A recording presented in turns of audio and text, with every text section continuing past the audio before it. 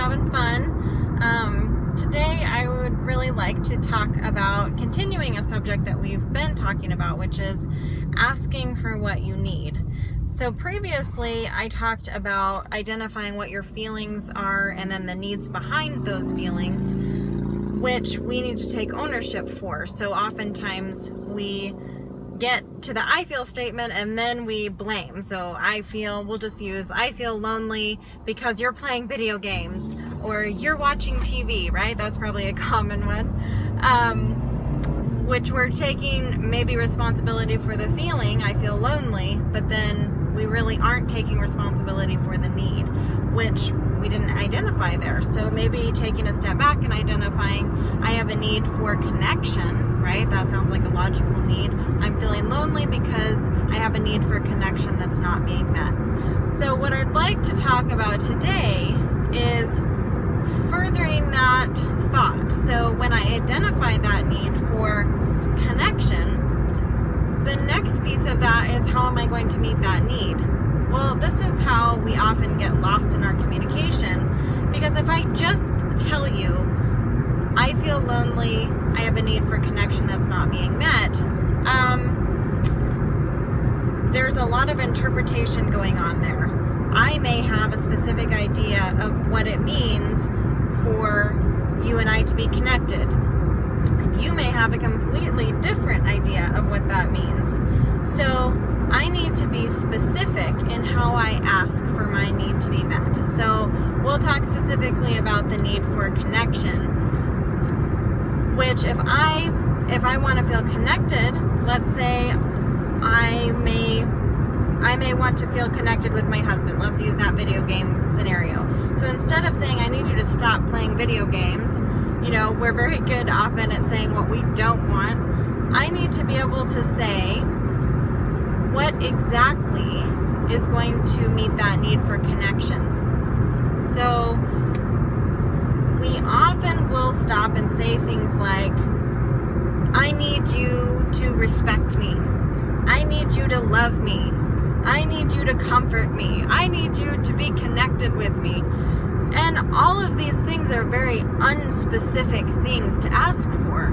So it's no wonder we often are disappointed when they're not met. So instead of saying that generality of I need love, or I need support, or I need connection, any of those words, let's start there and then describe what actions would help meet that need. So for example, if I'm needing connection, perhaps I can specifically ask for, honey, can you eat dinner with me tonight?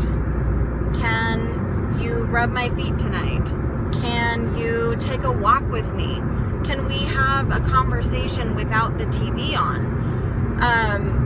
Whatever that specific thing is that would really meet that need for connection that I have is what I need to specifically ask for.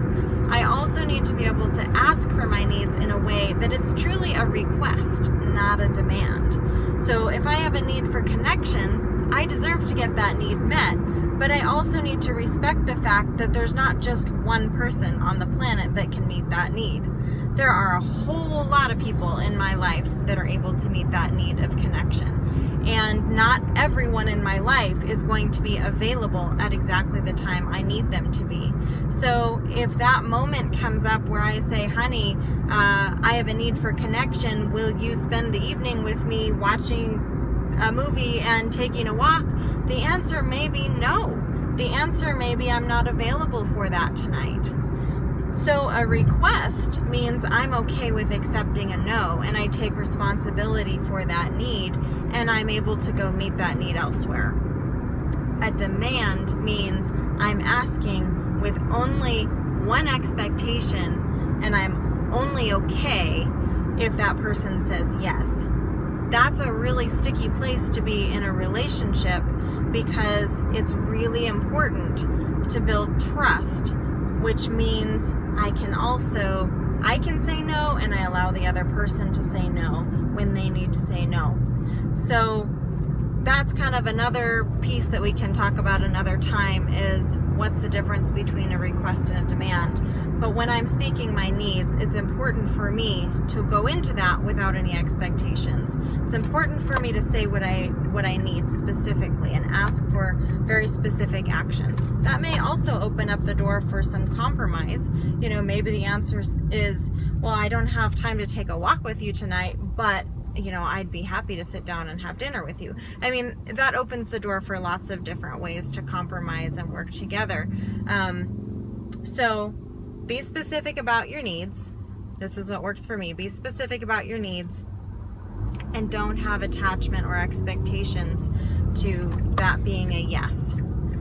That has been a huge key of success for me in my relationships and really has created a space where I'm not nearly as frustrated when my needs are not being met. I have a way to speak them instead of feeling confused about why I'm feeling a certain way or needing something and feeling like that's just not, it's miscommunicating. I might be saying I really need to be loved, and somehow that message isn't getting across clearly. Well, it's most likely because I just haven't communicated it clearly. So if any of that resonates with you, please share in the comments below. I'd love to hear how you communicate your needs. And if you struggle with this, do you struggle with identifying what your feelings are, or, you know, once you've identified what your needs are you able to communicate that in a way that is clear and specific? Are you able to ask for the actions that you need from another person? I would love to hear what's going on in your world. I hope you have a great rest of your day. I sure plan to in mine, and I will talk to you again soon. Bye-bye.